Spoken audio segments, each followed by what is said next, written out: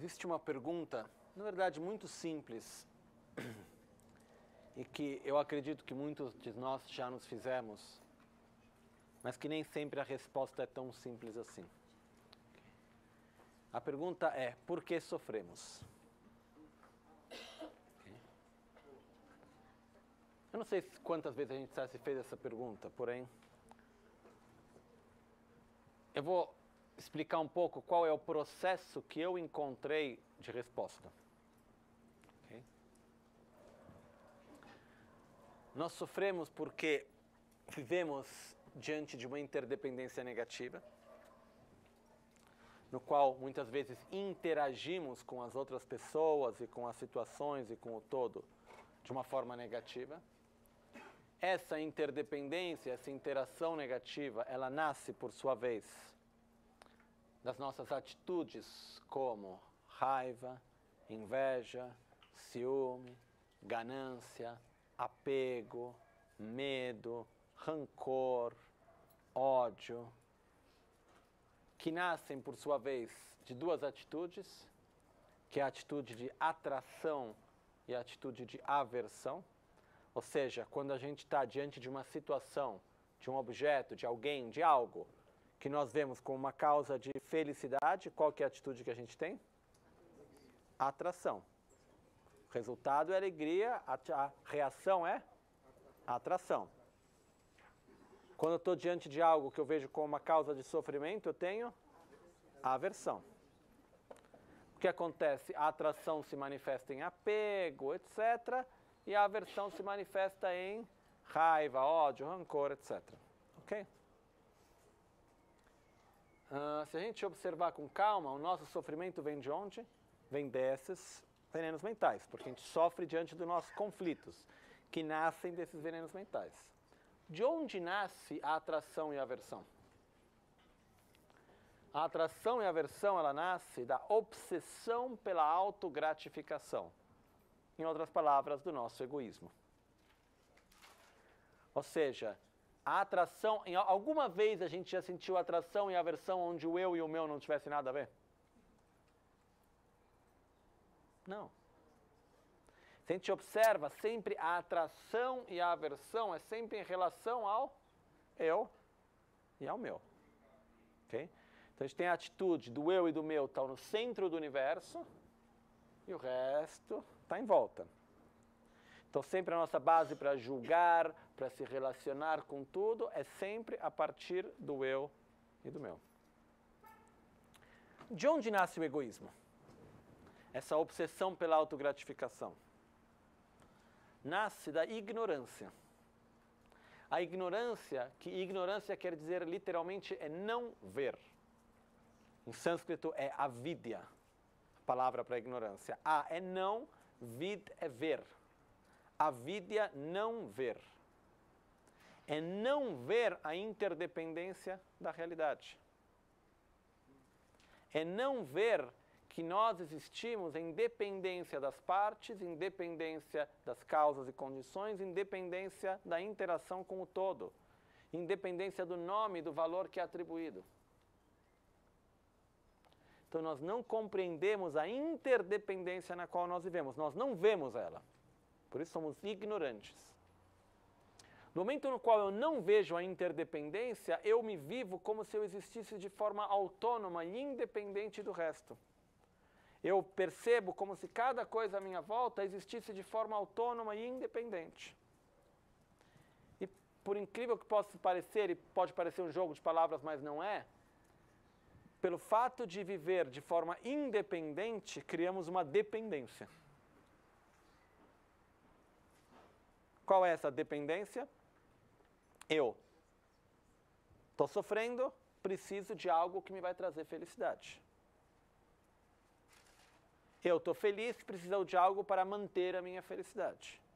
A gente cria uma dependência com o mundo à nossa volta por não termos a consciência que na realidade somos interdependentes. Okay? Então o que acontece? Eu olho para uma situação, olho para uma pessoa.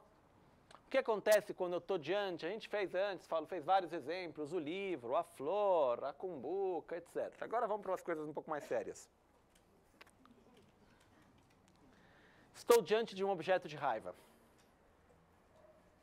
Ok? Aquela pessoa que tem aquela atitude, que faz aquilo. Quando foi hoje que eu descrevi o meu objeto de raiva? Foi quando eu tive uma situação que eu vi, hoje de manhã eu acho que eu falei sobre isso, foi. Que foi ontem? Tá, quando se une, quando acaba se unindo, foram 3 aspectos que se uniram, que foi chantagem, corrupção, e a terceira não me lembro mais agora, que se uniram junto, pega lá, imagina um objeto de raiva, tá? Está lá o nosso objeto de raiva na nossa frente. Qual que é a tendência que a gente tem muitas vezes para falar, não fica com raiva? Muitas vezes a gente fala, não, olha, não é bem assim, não é tão ruim assim, olha, no fundo ele tem uma boa motivação, não é do jeito como você acha. Não é assim. Ele está roubando, a chantagem é real, está aí. Porém, é um objeto de raiva independentemente do fato que eu atribuo esse valor a ele? Não é. Qual é a única diferença? Se a gente entender isso, a gente faz um grande passo. A única diferença entre um objeto de raiva e um objeto de compaixão. O nome que a gente atribui, o valor que a gente atribui. Eu posso, diante da mesma situação, eu posso dizer, olha, por que você está fazendo isso? Você não pode se comportar desse jeito, como você é, sei lá, cada um pensa no adjetivo que quer. Ok? E eu tenho aversão, raiva. Eu posso estar diante da mesma idêntica situação e falar, nossa, como eu desejo que você seja livre de tanta ignorância que pare de fazer mal a tantas pessoas. Desejo que você seja feliz, que você seja livre dessa ignorância, livre do sofrimento que isso gera para você e para os outros. Compaixão. Uma coisa importante de entender da compaixão, parênteses rápida, ter compaixão por alguém não quer dizer ser condescendente com aquilo que a pessoa faz ou ela é. Ok? Não é porque eu te amo, não é porque eu tenho compaixão por você que eu vou achar que tudo aquilo que você faz está certo. Uma coisa, outra coisa. Uma coisa é eu achar, eu estar de acordo ou não com o seu comportamento, outra coisa é eu te amar ou não te amar. São 2 coisas diferentes, de qualquer maneira. O que acontece aqui é, a única diferença entre um objeto de raiva e um objeto de compaixão é a nossa própria atitude, a forma como nós nos relacionamos a ele. Uma vez, há algum tempo atrás, uma pessoa estava numa situação um pouco difícil, bastante conflituosa, etc. Estava conversando comigo, aí eu fui dar alguns conselhos, expliquei uma visão um pouco diferente na qual ela vivia, tentei mostrar outra face da realidade. Aí ela veio e me perguntou, mas qual é certa? A que você está me mostrando ou a que eu estou dizendo? Eu olhei e falei, as 2 são certas. A pergunta não é qual é a mais certa. Qual das 2 funciona melhor? Qual das 2 visões vai me trazer mais harmonia, equilíbrio, satisfação? Qual das 2 vai trazer mais insatisfação, raiva, sofrimento, etc? Lembrando, porém, de um ponto essencial. Nisso tudo que a gente viu até agora do terceiro selo. Nada existe independentemente do nome que é atribuído, ou seja, do valor que é atribuído, de características e funções que são atribuídas a um conjunto de partes. Porém, não é porque eu vou atribuir um nome que aquilo vai ser aquilo necessariamente, tá?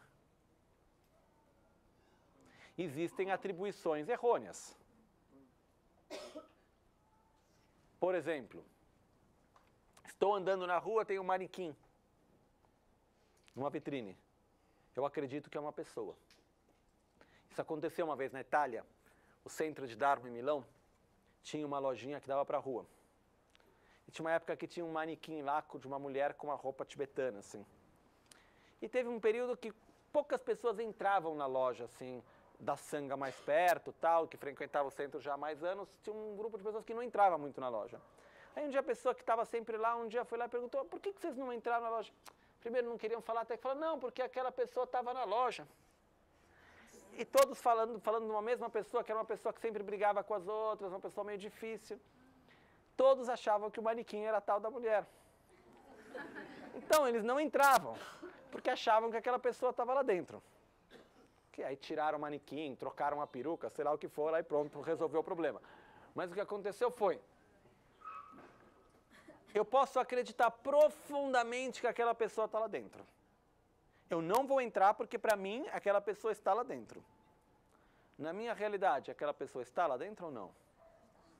Não está.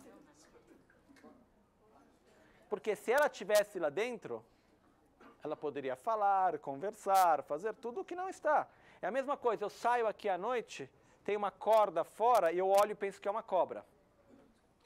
Eu fico com medo, saio correndo. Na minha realidade, eu acredito profundamente que é uma cobra, mas não é uma cobra na minha realidade, é uma visão errônea. Por quê? Porque não pode picar, não pode se mexer, não pode fazer nada que uma cobra faz. Estou atribuindo características e funções a um conjunto de partes que não pode sustentar tais características e funções. Por isso, é uma visão errônea. Do momento no qual eu atribuir um nome, eu atribuir características e funções, um significado sobre um conjunto de partes que não tem a capacidade de exercer tais características e funções, é uma visão errônea.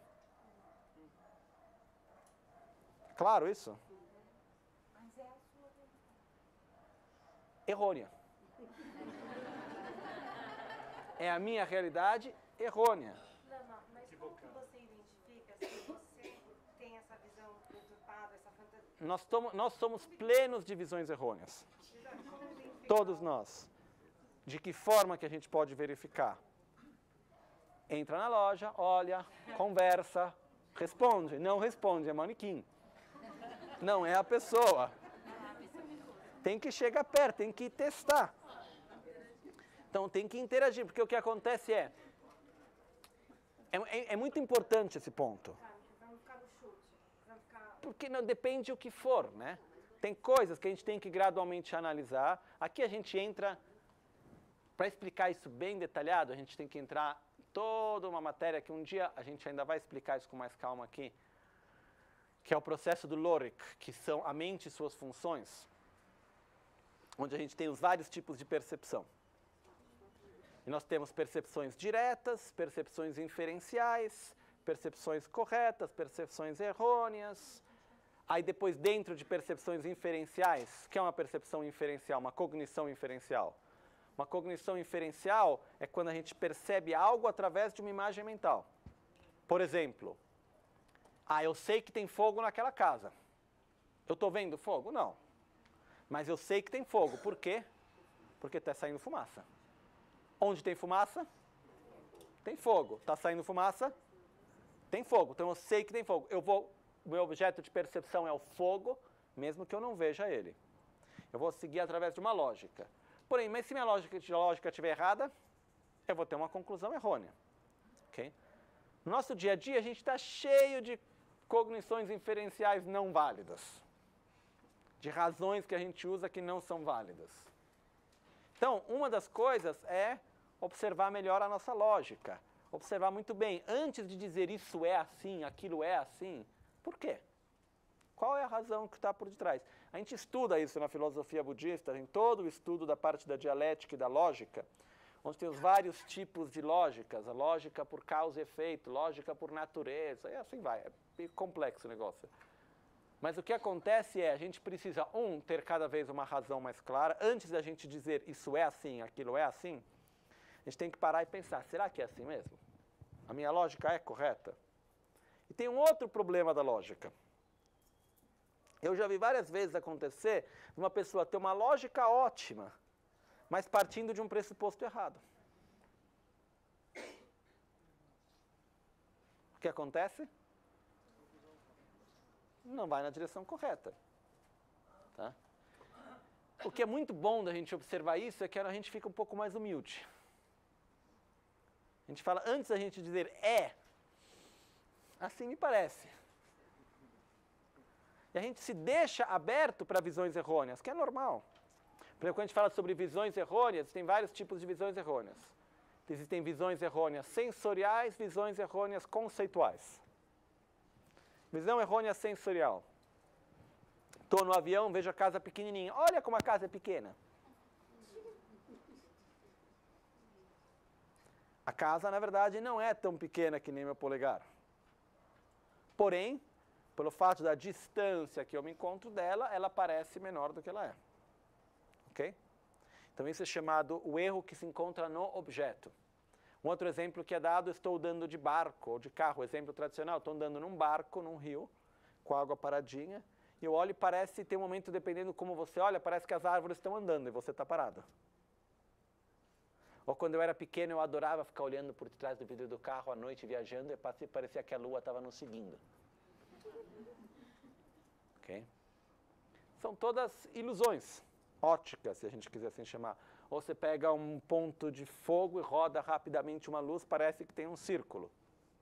Não tem um círculo. É a nossa percepção errônea. Por quê? Porque o objeto está numa distância, numa velocidade, numa posição, que passa uma ideia diferente daquela que ele é. Okay? Existem outras coisas que são visões errôneas que partem dos nossos sentidos. Por exemplo, o exemplo que é dado nos textos é... Dois exemplos. Uma pessoa que está com muita raiva, a pressão dela pode subir tanto que ela olha para a montanha nevada e ela vê tudo meio avermelhado. Ela olha, vê tudo um pouco avermelhado. Outro exemplo que é dado é quando a pessoa está com hepatite muito forte, vê tudo amarelo. Ela olha para a montanha nevada é amarela, mas para ela vê como se fosse amarela. Por quê? Porque tem um problema no próprio poder sensorial. Okay? Então tem visões errôneas que partem dos nossos sentidos, tem visões errôneas que partem do fato que existe uma mudança no objeto, que pode ser distância, velocidade, seja o que for, perspectiva, que a gente não está acostumado, então a gente vê de outra maneira. Existem visões errôneas que são conceituais. Okay? Porém, é importante a gente entender que existem visões errôneas, pelo mais que a gente acredite nela profundamente. Dentro das visões corretas, quantas são as possibilidades diante de um mesmo objeto? Infinitas. Mas não é por isso que não existem infinitas visões errôneas também. Ok? Então, quando a gente fala sobre a correta visão da realidade, é muito importante entender que existem visões errôneas. Ou seja, o valor que eu vou atribuir, qual que é a minha referência, se o nome que eu estou dando está certo ou está errado. Se aquele conjunto de partes pode ou não exercer tais funções. Aí a gente está diante de uma situação, que é aquela que eu estava contando antes, no qual a pessoa está diante de uma situação, ela tem uma visão que é correta, porque as partes exercem as funções que ela está atribuindo, e as características, aí você vai lá e traz uma nova visão para ela, que também é correta. Aí ela pergunta, mas qual é a melhor? Qual é a mais certa? A resposta é, as duas são certas. A pergunta principal é qual das duas faz mais sentido? Qual das duas vai te levar para um estado de maior equilíbrio, satisfação, harmonia? E qual delas vai te levar para um estado de maior conflito e de sofrimento? É essa a pergunta. Diante do mesmo objeto, se eu tiver raiva, aquela pessoa está fazendo mal, está gerando sofrimento, está falando de uma forma violenta, etc, etc, etc? Sim. Quando eu vejo como um objeto de raiva, etc, etc, eu vou atribuir várias características e funções que eu fico com raiva. Pode estar certo? Sim. Mas se aí eu vou lá e vou atribuir a ela a mesma idêntica situação, eu vou ver como um objeto de compaixão. É uma percepção correta? É. Qual é a diferença? Uma delas me traz paz, harmonia, bem-estar. A outra me gera conflito e sofrimento. Qual das duas eu escolho? Então, quando a gente fala sobre a correta visão da realidade, não é apenas dizer que nada existe, que podemos viver e criar qualquer realidade que quisermos. Não é isso. Mas que a realidade, ela é muito, muito mais, como eu posso dizer, maleável do que parece para a gente.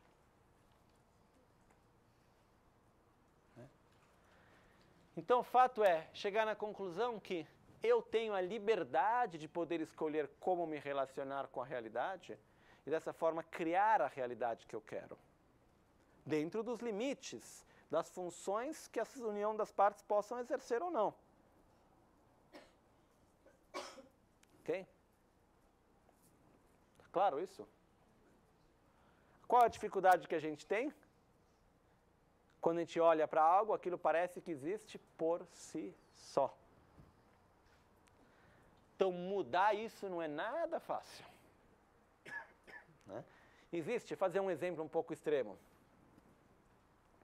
No caminho Vajrayana, né, o assim chamado hoje em dia mais conhecido como Tantra, o Tantra, ele se baseia, qualquer prática no caminho Vajrayana, ela tem que existir em 3 contextos. Você tira ela desse contexto, perde completamente valor. Que é amor a si mesmo, amor ao próximo, correta visão da realidade. Que é renúncia, bodhicitta, renúncia, refúgio, bodhicitta e correta visão da realidade. E o que acontecia é que existiam mestres no passado que, quando vinham discípulos, eles ensinavam para poucos discípulos, né, que tinham muitos discípulos. E quando eles ensinavam, eles queriam ter certeza que a pessoa estava pronta para poder seguir aquilo que ele ia ensinar. Não apenas aprender, dizer sim, eu sou discípulo, vamos juntos, que bom, tenho muitos discípulos, ai meu mestre, que legal, tal. Não, era para colocar em prática de verdade. Então ele tinha que ter certeza que a pessoa tinha entendido a correta visão da realidade, que ela fazia parte da vida dela, que ela não se apegava à realidade à volta dela como sendo sólida e intrínseca. E um dos exercícios que existia, era raro isso, mas existia, era o exercício da pessoa experimentar as 5 carnes e os 5 néctares. Ok? Começamos pelos 5 néctares, ou pelas 5 carnes. 5 carnes. 5 carnes. Carne de vaca, carne de cachorro, carne de elefante, carne de cavalo e carne humana. Aí nós temos os 5 néctares, que são urina, excremento, sêmen, sangue e medula. Ok? Vamos esquecer de tudo isso e ficar só com um néctar. Ok? Excremento. Ok? A gente pega, se a gente pensa no excremento, ele é intrinsecamente nojento? Ou depende da atribuição, das características e funções que estamos dando sobre ele? É uma coisa que na forma como a gente lidar, é na sua natureza algo sujo, nojento, repugnante? Ou a gente vive como algo que está aí e depende do valor que eu vou atribuir? Ok? Então, o que acontece o que é? Na verdade, se a gente para analisar, o excremento por si só não é nem bom nem ruim. Não é algo... O excremento por si só não é algo nem atraente nem repugnante. Ok? Por exemplo, uma pessoa que passa dias e dias e dias e dias sem conseguir ir no banheiro. Quando consegue, é um momento de alegria?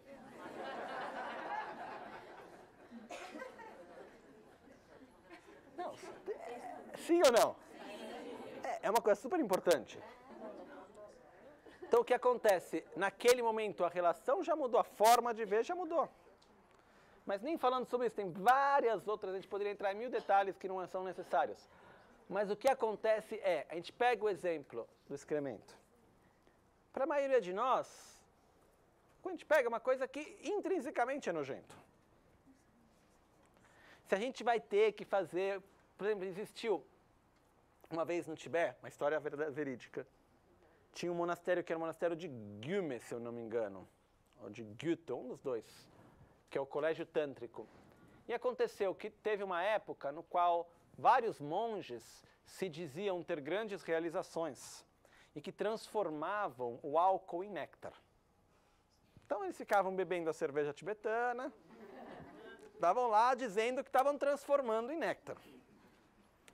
Aí, muito bem, aí o Abade, que era uma pessoa realizada, um dia ele foi lá, e em vez de ir lá e dar bronca, tentar, mas um dia estava durante a cerimônia, um monastério com, na verdade, uma disciplina super rígida. Estavam os monges lá no monastério, todo mundo, na hora da cerimônia. Aí chegou a hora de tomar o chá. Em vez de trazer o chá ou a sopa de macarrão que eles comem de manhã e tal, trouxeram, cada um vem com o seu copo, ele fez uma mistura de excremento com urina, porque o banheiro tibetano não é que tem um esgoto que saia, vai acumulando e depois vira adubo. Eles jogam normalmente mistura com cal, tal. Ele pegou lá a mistura que estava lá, mandou cozinhar e colocou para todo mundo durante a cerimônia. Aí ele olhou e disse, muito bem, tem muitos aqui que dizem ter realizações que transformam o álcool em néctar. Por favor, transformem. Aqueles que beberem este néctar, sem ter nenhum problema, têm a minha permissão para poder transformar o álcool em néctar e fazer o que quiser. Caso contrário, serão expulsos do monastério. Aí alguns tentaram e vomitaram, não conseguiram. Ele foi lá, pegou, tomou tudo como se nada fosse. Ele não bebia álcool nos outros momentos, mas ele foi lá, mostrou a realização dele, foi lá, bebeu como se nada fosse. Poucos conseguiram e a maioria tentou e vomitou e foi aquilo que foi. O que acontece é que, se a gente pega, são coisas que para nós, profundamente, a gente vê tendo uma existência intrínseca própria como uma coisa ruim, uma coisa repugnante. Na prática do caminho Vajrayana, por que os mestres faziam isso? Porque era um teste para ver qual que é o seu nível de atribuição de existência intrínseca às coisas. Você consegue ver, dar outra atribuição que funcione ou não? É difícil. Não é por nada que esse método de seleção de discípulos deixou de existir depois de um tempo. E era para poucos, em casos específicos de Mahasiddhas, era uma coisa assim bem específica, tá? Mas ainda hoje, quando a gente faz várias meditações, existe esse objeto aqui, ó, que é chamado da oferenda interna, ok? E o que ele representa é um crânio, representa uma cabeça, tá? Por que representa a cabeça? Porque representa, na verdade, a beatitude. E o estado de beatitude, de prazer, ele nasce de uma substância que é chamada bodhicitta branca, que se encontra no chakra da coroa. De qualquer maneira, o que se visualiza dentro dele? As 5 carnes e os 5 néctares, que são transformados em néctar. Ok? Não como 5 carnes e como 5 néctares. São transformados, que representa, na verdade, a transformação do nosso corpo e da nossa mente. De qualquer maneira, o que acontece é que é muito importante em todo o caminho, especialmente no caminho Vajrayana, a gente conseguir ir além, transcender o agarrar-se à existência intrínseca das coisas. Porque enquanto eu não transcender o meu agarrar-se à existência intrínseca de mim mesmo como um ser ignorante, de sofrimento, etc., etc., eu não vou conseguir me visualizar como um Buda. Ok? Mas aqui a gente já está entrando num outro assunto, que a gente está hoje nas fundações das 4 selos, isso já era a aula lá para frente, tá? Mas o ponto que eu quero dizer é,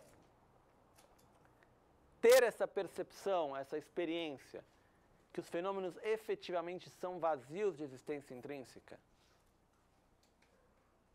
é uma coisa super poderosa e é a chave para eliminar a nossa ignorância e, de consequência, eliminar o nosso sofrimento. Qual que é a chave para poder eliminar isso? Em compreender, e depois nós precisamos ver a nossa ignorância. Em outras palavras, é super importante a gente poder observar de que maneira que os fenômenos aparecem para mim. Como que eu vejo as coisas? como sendo intrinsecamente assim como elas aparecem a mim, ou como sendo interdependente? Como sendo de existência autônoma, própria, intrínseca. A gente precisa ver isso, deixar que essa mente surja, para poder nos opor a ela e dizer a realidade não é assim. Se a gente ficar apenas refletindo sobre o vazio de existência intrínseca, a interdependência, que é maravilhoso fazer isso, mas se a gente ficar apenas numa reflexão sobre o conceito da correta visão da realidade e do vazio de existência intrínseca, a gente vai se familiarizar com o conceito. O que a gente precisa é deixar que a mente que se agarra à existência intrínseca surja para aplicar a sabedoria e dizer, não é desse jeito.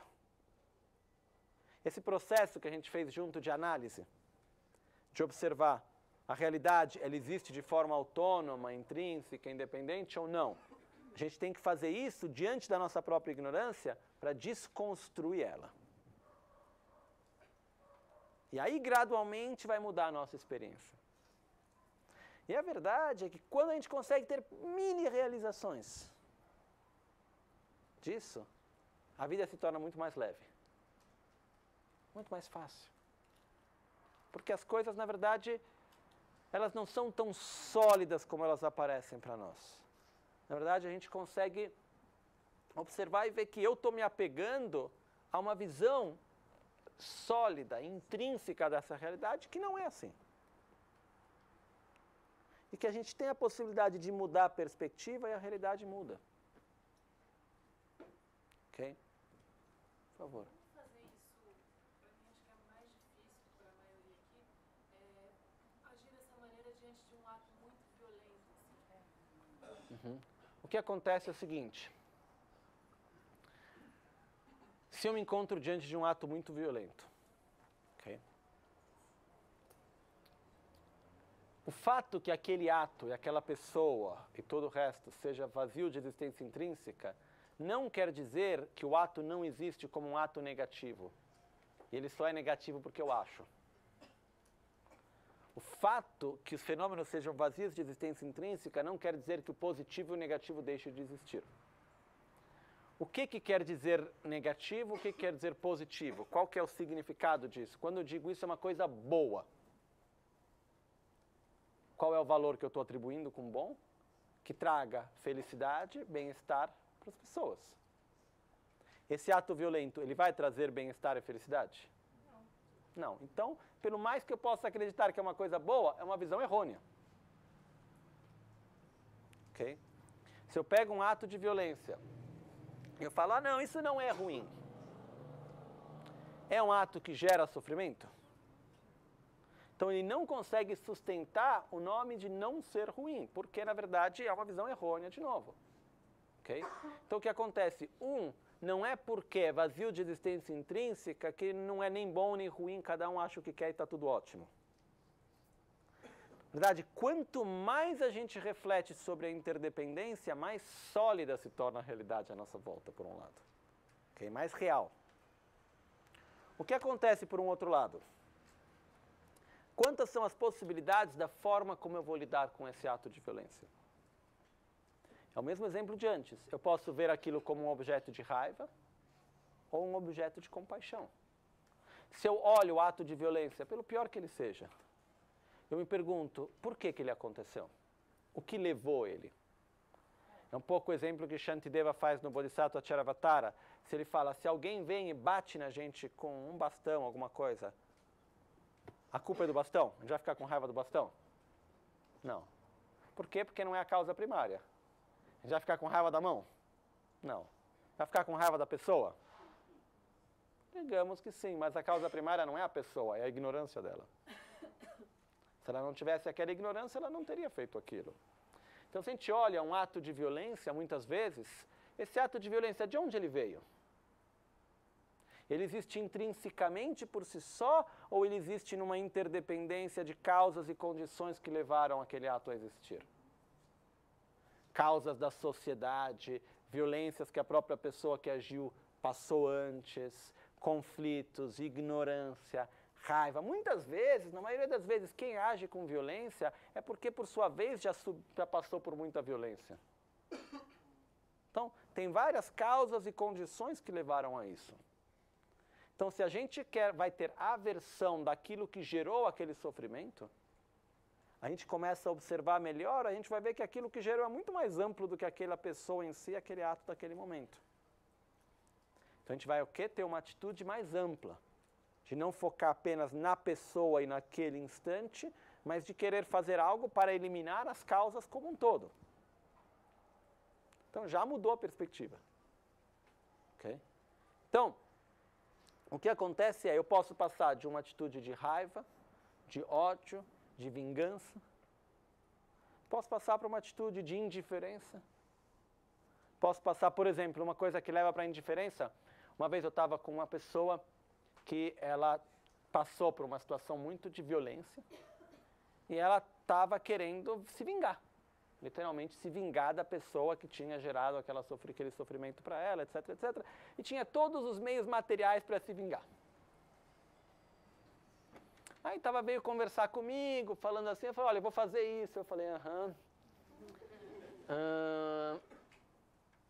Não era uma coisa muito legal o que ia acontecer. Não que o que tinham feito com ela não é que fosse uma coisa boa também. Aí eu parei, aí eu lembrei uma coisa dela, eu falei, olha, lembra de uma coisa. Se você quer deixar de ter vínculos com uma pessoa, o que você deve fazer é gerar indiferença em relação a ela. Porque qualquer vínculo emocional que você criar, de raiva, de atração ou de aversão, é um vínculo que você cria com ela. Então, quanto mais você gerar aversão e você tiver atitudes de violência em relação a ela, maior é o vínculo que você vai ter com ela. Então, se você não quer ter nada a ver com alguém, nem fique com raiva da pessoa. Gere indiferença. Então, por exemplo, dentro dessa perspectiva, uma pessoa pode dizer, olha, eu tenho tanta aversão por você que nem raiva eu vou ter de você. Você não merece nem a minha raiva. É a mesma coisa que acontece certas vezes em relacionamentos, amizades. Se a gente briga com uma pessoa que a gente gosta, etc., o que é pior? A pessoa brigar com a gente ou ela cortar a energia e cortar o vínculo? E gerar indiferença? Gerar indiferença. Quando a gente briga, pelo menos a pessoa está brigando com a gente, quer dizer que ela ainda investe alguma energia na gente. Quando a gente briga com alguém, a gente está colocando energia lá. Então, por exemplo, se a gente tem essa compreensão, a gente vê um ato de violência, eu posso não ter compaixão, mas eu posso dizer, olha, eu não quero nem ter raiva de você. Você não merece nem isso. Eu vou ter outro vínculo, não quero nem ter esse vínculo. Então, o que eu quero dizer é que tem várias formas que eu posso me relacionar, que são verdadeiras. Sim. Ela usou o exemplo da violência, num caso pontual. Mas, por exemplo, no Brasil, a gente tem um problema seríssimo, como também em outros lugares do mundo, da corrupção. Sim. Que é uma coisa repugnante, acredito, para todos. Né? Depende, se você está dentro da corrupção, talvez não. Mas até que ponto a correta visão dessa realidade acaba sendo uma... Porque passa a sensação até de ou egoísmo de quem está escolhendo ver dessa forma, ou de própria alienação. Não, o que acontece é o seguinte, explicar, tá certo. Mudar a visão não quer dizer ser indiferente ao problema, mas quer dizer respeitar os limites que cada um de nós tem. Então, por exemplo, eu vejo uma realidade que eu não gosto, ok? Eu vejo uma realidade de corrupção, de violência, etc, etc, etc. Eu não gosto dessa realidade, eu acho que ela é uma realidade que gera sofrimento, etc, etc, etc. Ok? O ponto é, no momento no qual eu observo, eu falo, o que é isso? É um conjunto de partes, qual eu estou dando esse valor. Corrupção, eu gosto da corrupção? Não gosto. Então, o que eu posso fazer dentro dos meus limites para mudar? E é aí que eu vou agir. O que eu não devo fazer é agir com raiva, com ódio, com violência do meu lado. Por quê? Porque não vai levar ao resultado que eu quero. Então, o fato é, eu ter uma visão mais sábia não quer dizer me desvincular de tudo e tentar sempre ter uma visão positiva do mundo e para que aí assim eu estou bem e que dane isso que está acontecendo na minha volta. Não é isso. Não é viver no mundo de Hello Kitty. e dizer que está sempre tudo bem, está ótimo. Então, sabe, é o karma de cada um, eles que vivam o que querem, eu vou viver o meu, não é isso. O fato é, eu vou observar a realidade como ela vem a mim, e eu vou me perguntar, de que forma que eu posso ver? Por exemplo, teve uma vez, eu me lembro, eu estava discutindo, acho que foi com meu pai uma vez que a gente estava discutindo sobre esses assuntos mesmo. Aí eu comecei a mostrar outra visão, né? E mudou completamente. Nem me lembro mais agora os detalhes do que qual foi a discussão. Mas o fato é, por exemplo, a gente olha a corrupção, pegando o mesmo exemplo. Ok? Eu acredito pessoalmente que a corrupção que a gente vive no Brasil, na Itália é bem parecido também, tá? Não é o resultado de uma, de duas, ou de três, ou de 10, ou de 1000 pessoas. Okay? Não estou dizendo que todo mundo seja corrupto, não é isso. Porém, existem várias atitudes que são muito mais difundidas, que depende da oportunidade que a pessoa tem ou não. Vou fazer um exemplo paralelo. Uma vez eu cheguei em Milão, de viagem. Não, cidade, Europa, país civilizado, todo mundo, jeitinho. Aí tinham várias pessoas, todo mundo super bem vestido, educado, tudo direitinho. Aí chegou, o aeroporto de Milão é um dos piores aeroportos que eu conheço, do ponto de vista de organização, etc. E tem toda uma época, período que vai e vem, que não tem carrinho para mala. Aí chegou aquela época, não tinha o carrinho bastante para mala, eu cheguei, por sorte, eu tinha 2, 3 malas, mas eu consegui levá-las com as rodinhas, não precisava, aí eu passei, e eu vi uma cena, fiquei olhando, tinha assim umas 20 pessoas esperando o carrinho. Todas pessoas muito bem vestidas, tinham várias senhoras, tal. Chegaram 6 carrinhos. Virou uma briga. Puxa carrinho daqui, empurra de lá, gritando uma com a outra, quase puxando o cabelo. Aí você olha e fala, tá vendo? Imagina o que isso aconteceria com essas pessoas se não tivesse comida. Se já sai xingando um ou outro e se batendo quase por falta de carrinho para mala. Porque vai ter que esperar mais meia hora para chegar o outro carrinho. Imagina o que aconteceria se não tivesse comida, se tivesse ameaças reais. Então, o que acontece muitas vezes é que a gente tem várias atitudes. De tirar vantagem, de querer o próprio bem e não estar nem aí com o bem comum. Uma coisa que eu vejo no Brasil, eu vejo na Europa, depende de certos lugares mais, outros menos, para os países nórdicos é um pouco melhor, bem melhor, é a consciência do bem comum. Aqui a gente não tem, a qualquer coisa, pega o lixo, joga para fora do muro, o importante é que não está no meu quintal. Então, o que acontece? O fato da falta de consciência do bem comum, falta de respeito pelas leis. O nosso conceito aqui muitas vezes é a lei serve para ser superada. Tá aqui se não tiverem me multando, alguém não estiver me controlando, não importa se tem lei, se não tem lei. Isso tem vários. Então o que acontece quando eu chego num ponto que eu seria aquele que tem que controlar? Não sigo, nunca segui. Então, o que acontece, essa é a minha visão pessoal. Existem várias atitudes que, se a gente olha, que são muito difundidas, que elas vão se acumulando, um vai seguindo, o outro vai aumentando. A gente está chegando um pouco no limite, mas mesmo assim vai aumentando. Isso é um ponto. Outro ponto é a realidade que a gente vive hoje no Brasil, ela é resultado da nossa história. Não é resultado de uma coisa que aconteceu ontem. Então, para que a gente faça uma mudança verdadeira, requer um grande esforço da parte de todos no nosso dia a dia, com uma mudança de paradigma, uma mudança de estilo de vida, em várias coisas. Quando a gente começou com o problema da água aqui, eu achei, nossa, que bom por um lado, esperando que gerasse algum sentimento de comunidade, de cuidar do bem comum. Que é essencial, mas é um processo gradual no tempo. Outra coisa. A gente tem a tendência de ir lá e apontar o dedo para uma pessoa. Pelo mais que ela possa estar errada, uma pessoa qualquer que seja, não depende de uma pessoa. É muito fácil ir lá, jogar tudo em cima de uma pessoa e achar que mudando aquela pessoa resolve tudo. Não é assim. Então o que acontece é, mesmo diante de uma realidade, no momento no qual a gente começa a observar ela com outro olhar, ir mais a fundo, a gente vai devagarzinho ver que não é exatamente como aparecia para mim e que a solução ela se encontra em outros lugares também. Então, o sentimento de indignação e de raiva e de dizer isso não deve ser assim, não serve para nada se eu não usar essa energia para fazer algo que faça a diferença. Ok? Esse é o meu ponto de vista.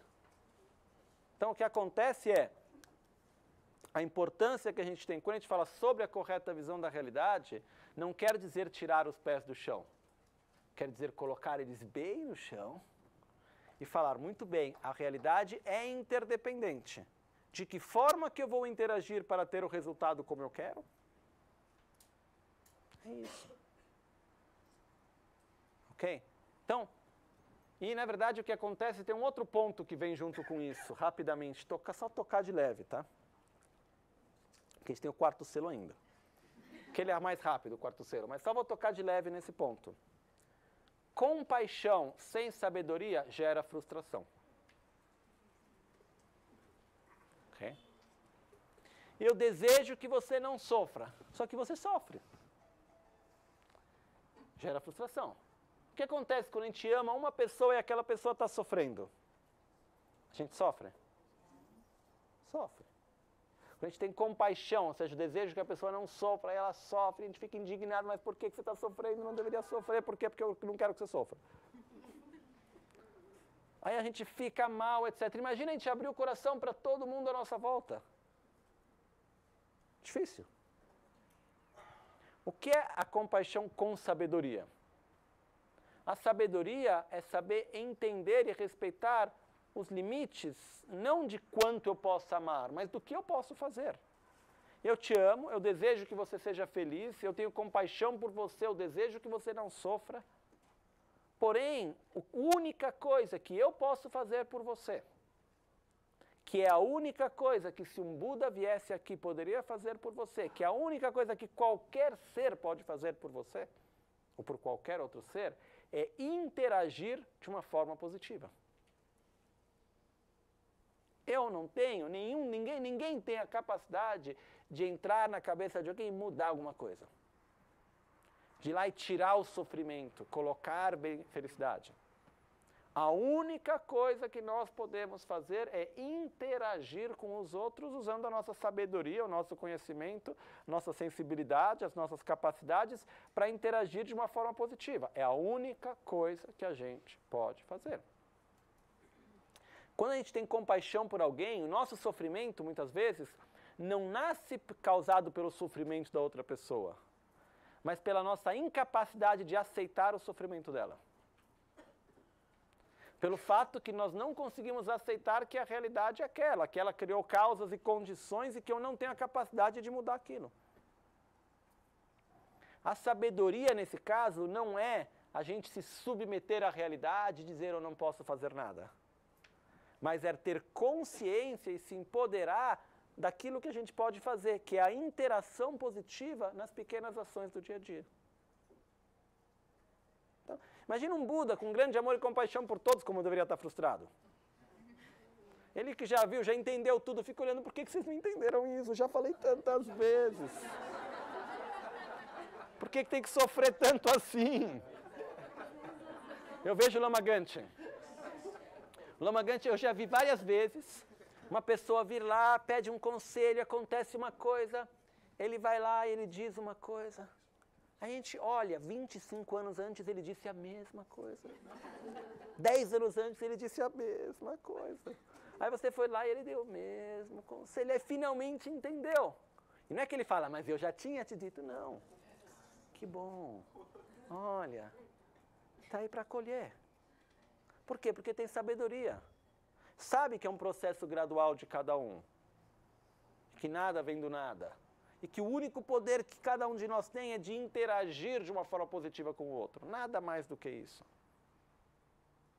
Nada mais do que isso. Eu posso ser pai, mãe, filho, marido, esposa, mestre, coloque o nome que você quiser. A única coisa que cada um de nós pode fazer é interagir com o outro de uma forma positiva, dentro com a nossa sabedoria, o que nós temos. É a única coisa que a gente pode fazer. Nada mais do que isso. Ok? É importante isso. Mesmo que for uma distância. Mesmo que nessa interação a gente possa falar, olha, eu não sei como fazer, melhor eu criar a distância, porque eu acho que a distância pode ser uma interação também. Mas é importante a gente entender que a única coisa que a gente pode fazer é interagir e a gente vai usar a nossa sabedoria, a nossa ignorância, para interagir da melhor forma que a gente pode. Aprendendo qual é a melhor muitas vezes, porque tem vezes que eu acho que uma forma é melhor e no final não é. Ok? Então, esse é um ponto importante.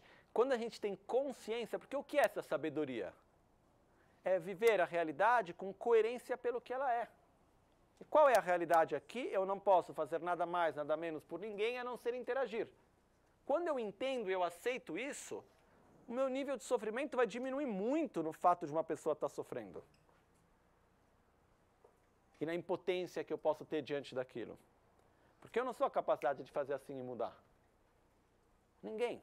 Ninguém. Podem vir todos os Budas aqui. Tem uma pessoa que está sofrendo, vem todos os seres sagrados. Vai lá, coloca ela no meio do estádio, enche de Budas. Vem um por um conversar com ela. Todo mundo vai lá, fazem rezas e tudo. Se ela não tiver as causas para mudar, e ela não vai mudar. Ok? Então o que acontece? A única coisa que a gente pode fazer é interagir. O que são as bênçãos que a gente pede?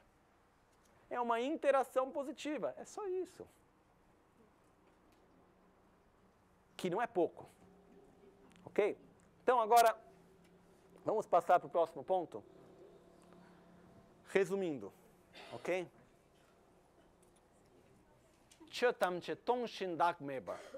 Todos os fenômenos são vazios. Vazios do quê? Existência inerente, existência intrínseca, uma existência autônoma, independente, própria, ok? E não tem, são livres de uma identidade autônoma, intrínseca, que é a mesma coisa, tá? Em outras palavras, todos os fenômenos são interdependentes, ok? Último selo. Porém, muito importante. Todos os 4 são importantes. Nyangeledebe shiwao. Além do sofrimento, ou nirvana. Nirvana quer dizer além do sofrimento. Nyange é sofrimento, le é do, depa é além. Além do sofrimento, Nyangeledebe shiwa, se encontra a paz. O que isso quer dizer? É um ponto fundamental do budismo, dos ensinamentos de Buda. Todos nós, sem exceção, temos o potencial e a capacidade para sair do sofrimento. Nós temos essa natureza.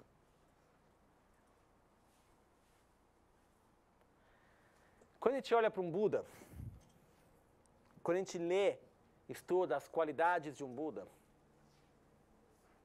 não existe nenhuma qualidade de um Buda, nenhum aspecto de um Buda, que não faça referência aos aspectos nossos de hoje.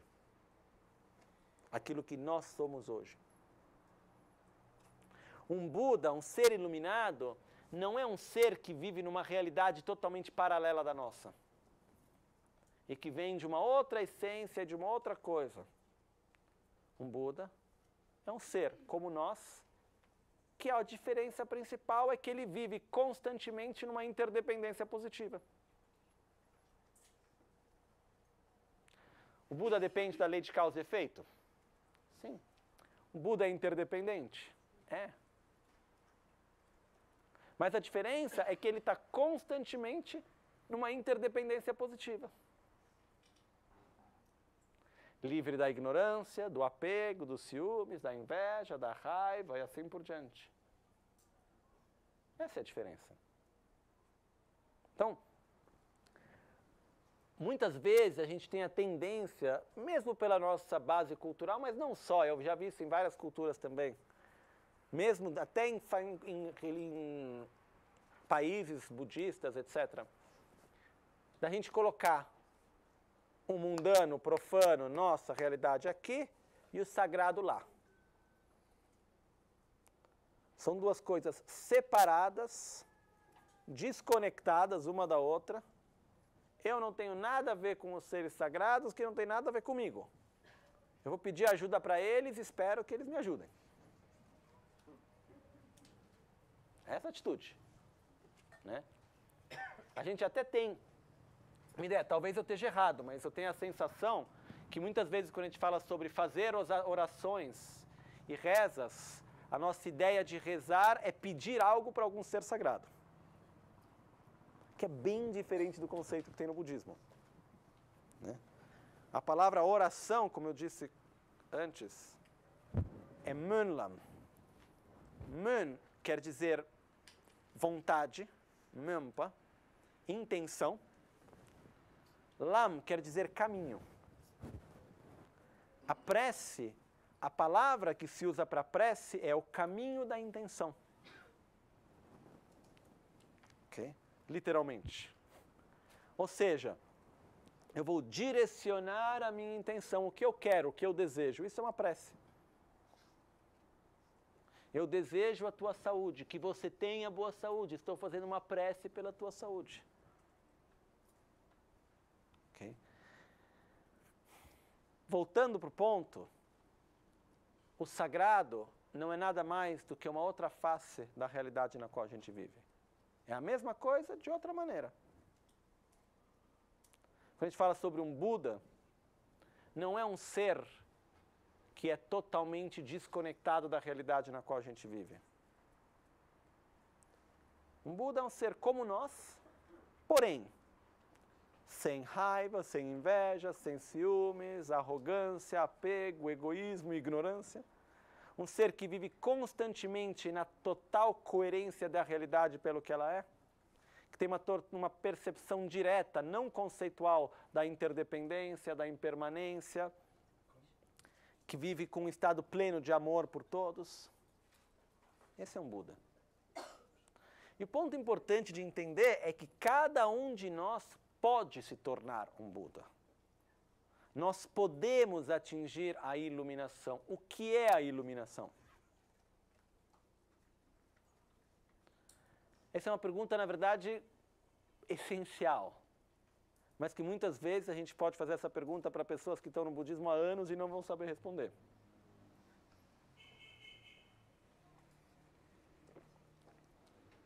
A iluminação tem várias palavras, formas técnicas, filosóficas para descrever, mas não vamos entrar nisso agora. A iluminação é o estado no qual o ser se encontra totalmente livre de seus venenos mentais, de suas negatividades, e com suas qualidades desenvolvidas ao seu máximo potencial. Essa é a iluminação.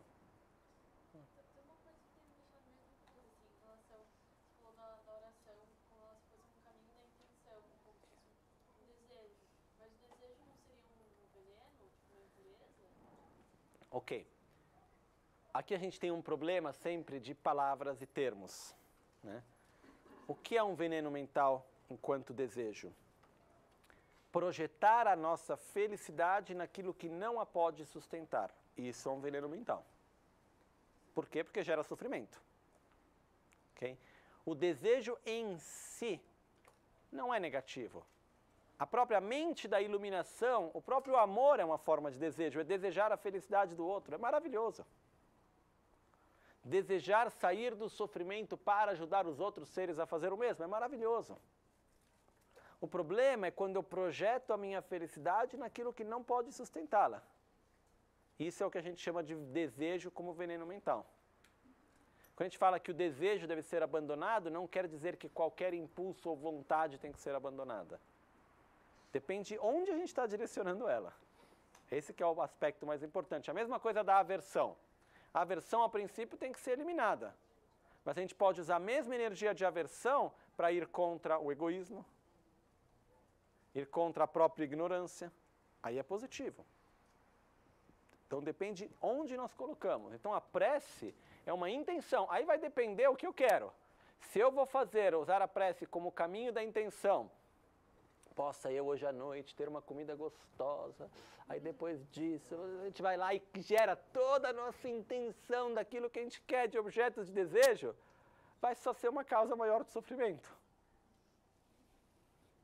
Por um outro lado, se eu vou lá e eu vou gerar uma intenção positiva que vai ser baseada no amor, para que tenha felicidade, bem-estar, etc., é algo positivo, que eu vou estar gerando mais amor. Então, isso é algo que vai gerar benefício. Okay? A gente tem uma dificuldade muito grande, na verdade, com as palavras, porque quando a gente faz as traduções, muitas vezes falta a palavra. E a gente acaba traduzindo com uma mesma palavra em português, em contextos diferentes, e não é a mesma coisa. Né? Esse é um dos casos disso. Okay? Então, a intenção é uma coisa, desejo, como projetar a felicidade naquilo que não a pode sustentar, é outra. Né? Mas o que acontece, então? Um Buda é um ser que atingiu a iluminação. O que é a iluminação? É o estado no qual aquele ser desenvolveu completamente suas qualidades ao máximo potencial e eliminou completamente suas negatividades. Isso é aquilo que se entende por iluminação. Na verdade, a palavra em tibetano é Sangye para Buda. Sangye. A gente não faz a prece Sangye Chodan Sogi Chonamla. Em Buda, Dharma e Sangha, toma o refúgio até a iluminação. Sangye quer dizer Buda, em tibetano. A palavra é composta de duas partes, San e Ge. Okay? San, literalmente, quer dizer eliminar. Limpar, purificar, eliminar. Ge quer dizer desenvolver, crescer. Então, se a gente fizesse uma tradução literária, seria toma o refúgio em purifica, desenvolve. Só que não cai bem. Então ficou Buda mesmo. O que acontece é San, eliminar, Ge, desenvolver. Aquele que eliminou completamente os venenos mentais, a ignorância e suas marcas, e aquele que desenvolveu suas qualidades ao seu máximo potencial. Este é um Buda.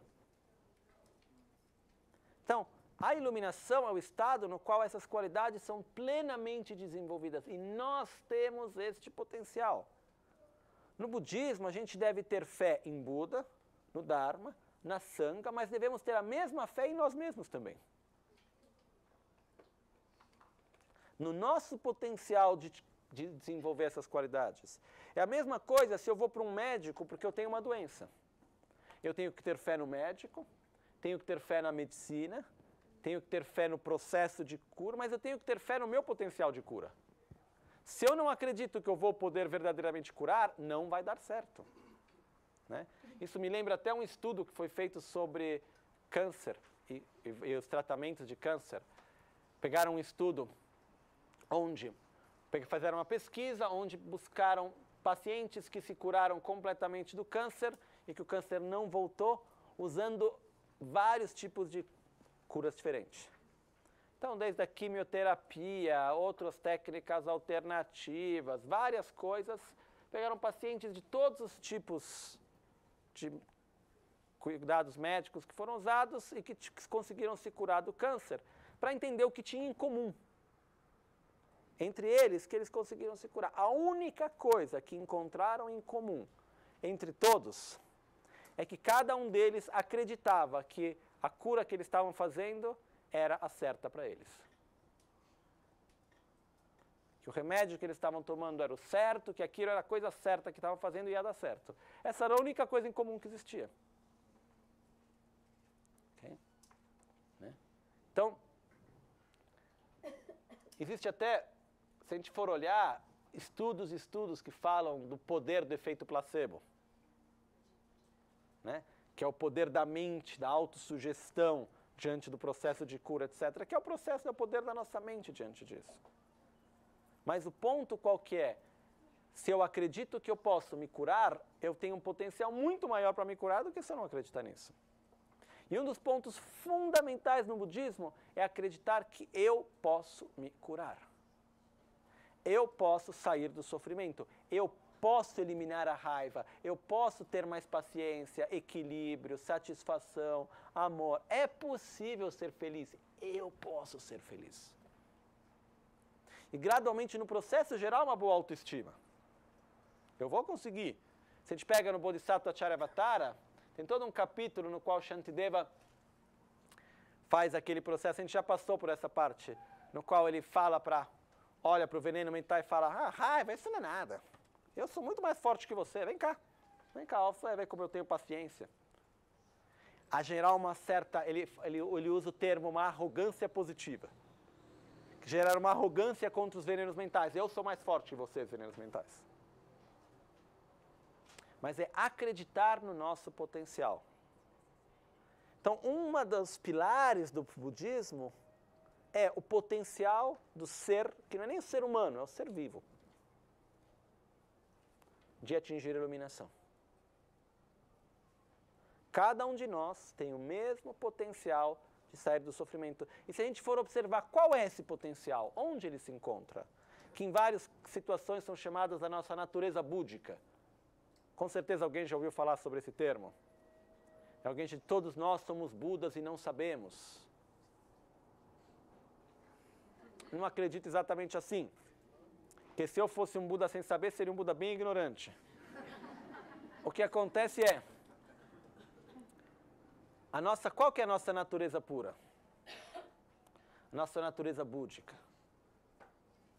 A interdependência de nós mesmos. Por que eu posso atingir iluminação? Porque eu sou interdependente. E se eu começar a gerar uma interdependência positiva, ela vai gerar cada vez mais uma interdependência positiva, até que eu consiga eliminar completamente a raiva, a inveja, os ciúmes e todo o resto. A ignorância, por fim. Se eu gerar uma interdependência negativa, eu vou para outra direção. Porque se eu existisse de forma autônoma, intrínseca, como sendo um ser ignorante, nunca ia poder mudar. Porém, eu sou interdependente. Então, se eu gerar profundamente uma interdependência positiva, eu posso mudar. E eu posso me tornar um ser puro, um ser sem raiva, sem inveja, sem ciúmes, etc, etc, etc, etc. Por fim, sem ignorância. Por quê? Porque eu sou interdependente. Minha mente é interdependente. Eu sou um ser interdependente. Qual é a natureza última de um Buda? É interdependente. Qual a natureza de um Buda? Ele é interdependente. O que eu sou, interdependente. Temos a mesma natureza. Quando a gente diz que a nossa natureza é pura, não quer dizer que nós um dia fomos puros e hoje não somos mais. Porque cria uma bagunça quando a gente pensa assim. Tem vezes que a gente pode criar o conceito errado no qual a gente pensa, nossa natureza é pura. Nossa, que lindo, eu tenho uma natureza pura, que bom, então eu vou lá. Então se diz, como o Buda disse, os venenos mentais são momentâneos, é como uma sujeira que está por cima, ela não faz parte da natureza daquilo. A gente pensa, nossa, a minha natureza é pura. Aí de repente vem a pergunta, e por que fiquei impuro? Se a minha natureza é pura, e se isso quer dizer que algum dia eu fui um ser puro, por qual razão eu fiquei impuro? De quem é a culpa? Porque, olha, não vou deixar barato. Porque se eu um dia fui puro e hoje em dia não sou mais, a mesma coisa vale para todo mundo. Onde aconteceu o problema? Quem foi o primeiro que fez besteira e depois levou todo mundo junto? A resposta, na verdade, vem antes, que é, eu nunca fui um ser puro. A pergunta é, algum momento eu já existi sem ignorância? A resposta é não. Que bom. Por quê? Porque se eu já tivesse sido puro, e hoje não sou mais, primeira coisa, essa pureza está mais ou menos. Segunda coisa, se dependeu de mim, ou melhor, se dependeu de mim, eu não era puro de verdade. Tinha ignorância. Se a culpa não foi minha, mas foi alguém que me fez ficar impuro, que poder eu tenho para me tornar puro de novo? Nenhum. O fato qual é? Em nenhum momento eu fui um ser puro sem ignorância. Mas qual é a minha natureza pura? A interdependência da minha própria mente. No momento no qual eu coloco a mim mesmo dentro de uma interdependência positiva, eu posso chegar no momento no qual existe apenas interdependência positiva. Livre totalmente do sofrimento. Então, porque se a gente volta para o conceito que um dia eu fui puro, a gente vai ter que entrar naquele... Vou usar um termo que não tem nada a ver com o budismo, mas talvez pode ajudar alguém para entender um pouco melhor. A gente vai ter que procurar um pecado original. Onde foi que deu errado? Quem que fez o primeiro erro? Por que que tudo está desse jeito? Aí vamos inventar alguma história aí. Ok? Né? Então o que acontece é que a minha natureza pura qual é? A interdependência da minha própria mente, o vazio de existência intrínseca de mim mesmo. Que o que isso quer dizer? Se eu for lá e tiver um pouco... É possível diminuir a raiva? É possível desenvolver mais amor? Mais compaixão? Mais sabedoria? É possível gradualmente viver cada vez mais numa interdependência positiva? É possível. Ou seja, é possível sair do sofrimento. É possível atingir a iluminação. Essa é a nossa natureza pura. É claro, é mais confortável pensar que a minha natureza sempre foi pura e teve um dia, e algum dia vai acontecer alguma coisa, eu vou voltar para aquilo que era puro? Talvez. Eu não acho, mas um dos pontos essenciais do budismo, que a gente pode ver bem claro nesses 4 selos, é coerência, uma das palavras-chave. É viver a realidade de uma forma coerente com o que ela é. Então, recapitulando os 4 selos, se a gente for olhar. Dujetam chemitakpa. Todos os fenômenos compostos são impermanentes. Totalmente coerente. Não é coerente com a nossa experiência ilusória, mas é coerente com a realidade.